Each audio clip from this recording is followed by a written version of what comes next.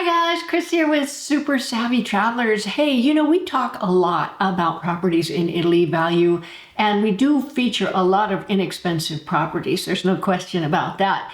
But today I wanted to go over, not all cheap properties are good deals. Not all of them are good values. Some of them you want to just put on your sneakers and run the other way. So today I wanted to go over 6 dark sides of cheap Italian houses, meaning 6 things you really want to look at before you start thinking about buying, and what to do about them, what to do instead. Now, before I do anything, please like this video and subscribe to our channel. We have so much good content coming up. Pete and I have bought and renovated countless houses. We've helped our clients buy and renovate countless houses. So we've been around the block a few times. We're not architects, we're not geometras, we're not all those things.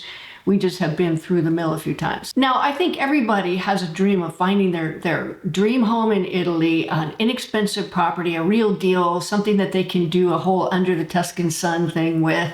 And we love that movie, by the way. I just watched it again a couple nights ago. Really a great movie, but not everything is like that. And as you can see through that movie, there were a lot of renovation things that happened that probably didn't need to happen. I mean, hot water in the toilet bowl, never seen that. But that's not to say it couldn't happen. Now, there are a few things that could turn your under the Tuscan sun dream into an actual property nightmare. So we're going to go over 6 of them right now. Now, the first dark side we're going to look at is minor renovations that end up costing a lot. Now, I'm not saying they're all like that. I'm just saying there's some things to look out for. Now, first of all, these cheap houses are usually ones that are not renovated or haven't been touched for, 30, 40, even 50, maybe even longer years, and they're going to need new electrics. Now, new electrics are going to cost. And that's something you just want to know and keep in mind. Just know that that's going to be a cost. And when you do your negotiations for the house, make sure that's included in it. Now, another thing is that in the historic centers, well, in Italy in general, the building model is totally different than the American building model, for example. And, it's mostly like bricks and rebar and cemento armato, which is what they call it. But in the historic centers, it's totally different. It's a completely different building model. It's rocks, it's sand, it's mortar, it's roof tiles, it's whatever the heck. Sometimes sticks were in there. Whatever the heck they had to hand to build the house. And it takes a very special builder to know how to navigate that stuff, and an architect that's used to dealing with that stuff. It's very specific. And one thing I've seen a lot, especially in Calabria, is houses built right up against the rock, meaning that the rock is actually part of the wall, but it's also, a feature, like a design feature. Now, there can be problems with that because rocks many times seep moisture, and moisture seeps in, and the walls in the historic center, they wick up moisture like you wouldn't believe. It's like a diaper, it just wicks up into the wall, and then you have moisture and mold and flaking problems and that kind of thing, and it's a constant maintenance issue. So if you see that in a house, make sure you check with your architect, because somebody could just redo the wall and then sell the house, right? Meaning next year, you're going to have the same problem. Check with your architect or your geometra and make sure that's not going to be a problem going in. Now, you can fix something like that. The fix is, according to Antonella Lucchese, our beautiful architect in Santa Domenica, is you put up a false wall with a little breezeway and some vents and things like that so that the air comes in, it dries up the moisture, it doesn't build up on that wall. Now, a couple of things. First of all, you're probably going to need a permit. Secondly, you're going to pay for the wall, and you're going to pay for the plastering and the painting, and you're going to lose a little bit of space depending on how far out from the wall. So let's say you have a breezeway about that far, you're going to lose that much space plus the size of the wall. It just gets into a thing. Now, like I said, if you know that going in and the house is cheap enough, you might still want to do it, but be aware. In addition, you may have plumbing issues, and you may have issues with, say, somebody's upstairs plumbing. Look at the ceilings and make sure that there's no evidence of leaky bathroom upstairs and that sort of thing. You really don't want to end up with having to deal with a neighbor who has a leak and then trying to get it fixed through them. But just know that going in, and look for any issues that you might have with neighbors, especially upstairs neighbors. You can't have solar in a historic center, at least you can't for now. I know we've seen them in Santa Domenica, but those are abusive, which is another thing. Another thing to keep in mind is if you're going to put in a window where there was no window and somebody can see your window from their window, you might have to get their permission. We ran into that. Also, if you want to put a balcony over where there's a window and it causes shade to go on their window, you're going to have to get authorization from your neighbor as well. So understand all of that stuff going in. Historic centers are very different than a lot of other areas, although I wouldn't be surprised if the window, balcony, neighbor thing was ubiquitous. I don't really know. We've done so much stuff in historic centers, and a lot of the stuff that we've helped our clients get, outside of the historic centers really didn't need a whole lot of renovations, and they didn't put in extra balconies and things like that. So just be aware. Now, the fix on that is get an architect that really knows the area and have them go over that with you and figure out what you're going to do before you buy. Number 3, hidden ownership. Okay, there's so many title issues that you can run into, almost as many title issues as there are houses in Italy. There's things like squatters' rights, where somebody takes over the property, they improve it, and there's certain issues that you have to deal with there. There's other things where deeds are not deeds, but like a letter given to the to the person who is inheriting it, and it says this property is now yours. Well, that's not a deed. That's not going to stand up with the notaio. And then there's things like succession. Maybe somebody represents that he owns the property, but the succession actually went to his kids or something like that. There's so many issues with title in Italy that you really need to get somebody who knows what they're doing on that. Now, of course, we use Nick Meta. They do really fantastic title searches.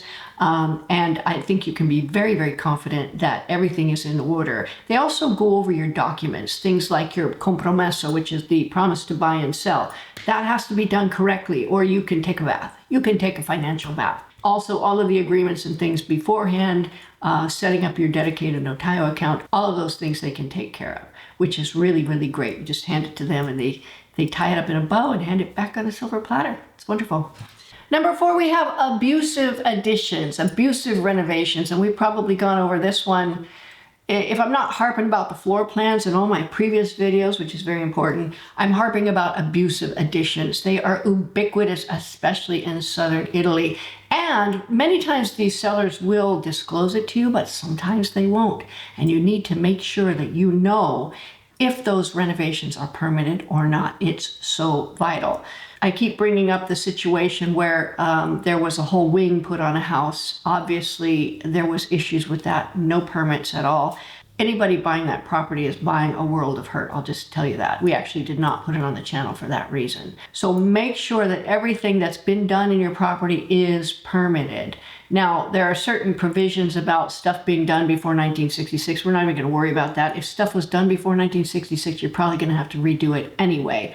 However, I'm talking about, outbuildings, pergolas and stuff. I see that all the time. To me, that's not as big a deal as like granny quarters. I've seen several granny quarters put onto a house that was completely illegal. Now, that's something you don't want to deal with. The fix on that is having a real good architect or geometra that can look at the permits and make sure everything is all up to date. And a clue is look at the floor plans. If that granny unit is not on the floor plans, chances are it's not permitted. The 5th thing is buying a house in an area that's very isolated, that doesn't have anything really to offer it, that takes a long time to get there, the services are far away, they don't speak English. Now, the reason that a lot of these €1 Italian houses are €1 is because they're not super desirable locations. And the location you can't change. You can change everything. All of the fixtures, everything you can change. You can't change the location. So you have to make sure that there's services around there, that there's something that attracts people to go there. If you have trouble learning languages, make sure there's some English-speaking people. Now, of course, you should learn Italian. Many people struggle with that, and sometimes you just want to hear English after you've been inundated with Italian all day. Understand that. You don't want to be isolated. You don't want to be far from services. You don't want that bitter pill of buyer's remorse to set in after you've been there for about a year. The fix on that is go to the town you're in love with, stay there, get an Airbnb for 3-4 weeks, get the idea of what daily life looks like, drive to the supermarkets, drive to all the places where you need to go, drive to the hospital. How long does that take? Really do your research on that and make sure you're going to be happy and comfortable in that location for years to come. Now, the sixth dark side is that a lot of times in Italy, of course, they don't have the multiple listing service, and their buying and selling process is so different from ours. So houses tend to sit on the market for a long time before they're purchased, unless you have, another way of marketing and selling them. So understand that when you go in. Also, it's very easy in a renovation to over improve it for the market. Right? Let's say something happens, your health goes and you have to go back and sell your house and whatnot. It would be good to know that you could get something for it and you could sell it within a reasonable amount of time. Now, again, like I said, marketing it on your own, that's a very good thing. But make sure that it's in a location that does have a bit of a market. Make sure that you don't over improve the property, like put in all these huge bells and whistles, spend $200,000 on it, and then have to sell it for $100,000 later. So the answer to that, or the fix on that, is look for something that has a bit of a thriving market. Usually the cities are pretty good.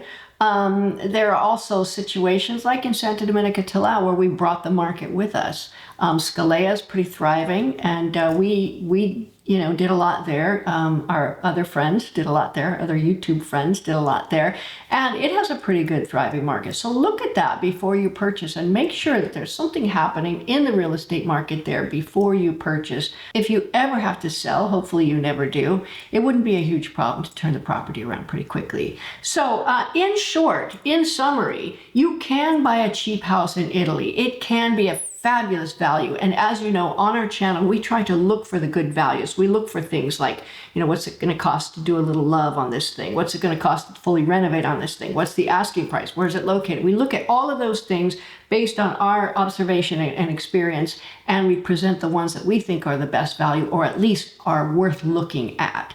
We also have our wonderful agency associates, and we have building and renovation teams and networks and things like that set up in Puglia, Tuscany, and in Calabria. So you can come in and be confident that you've got guys that know the American taste and the American market and can give you what you want and advise you really, really well on what you need. Now, another thing is if you're looking for a property in Italy, Calabria, Puglia, or Tuscany, you probably want someone to guide you through the process, and we're here. So send us an email. We can set up a consulting call if you're interested, and we can go over how we can help you. So there you go, guys. I hope this is helpful to you. Definitely stay tuned and subscribe. We got a lot coming up.